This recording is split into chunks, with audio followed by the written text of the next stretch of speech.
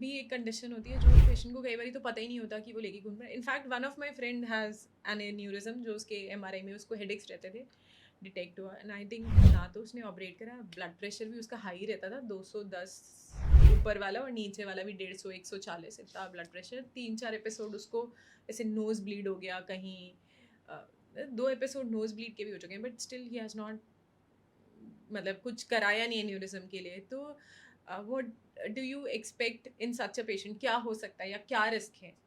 So basically एंडोजम का मतलब होता है कि हमारे बॉडी के अंदर किसी भी ब्लड वेसल की अगर दीवार कमजोर है तो गुब्बारे की तरह वो साइड में फूल जाएगी। That is an एंडोजम।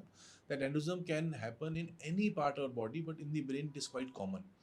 और एंडोजम बनने का रीजन होता है कि जो दीवार है ब्लड वेसल की वो कमजोर है।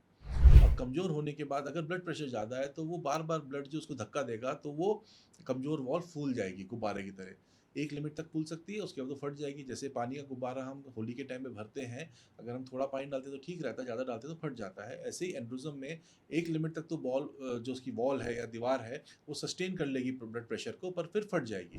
अगर वो फटती है तो ब्रेन हेमरेज होता है, वो अगेन वही वाला सडन सिवियर हेडेक होता है उस केस में।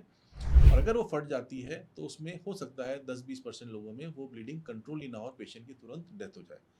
पर कुछ पेशेंट्स ऐसे होते हैं जो हॉस्पिटल पहुंच पाते हैं, चाहे कोमा में, चाहे चलते हुए, चाहे थोड़ा सा हेडेक लेके, थोड़े बहुत डेफिसिट के साथ। उस केस में हमें उस एंड्रोजम को रिपेयर करना होता है ताकि वो दोबारा ना ही फटे।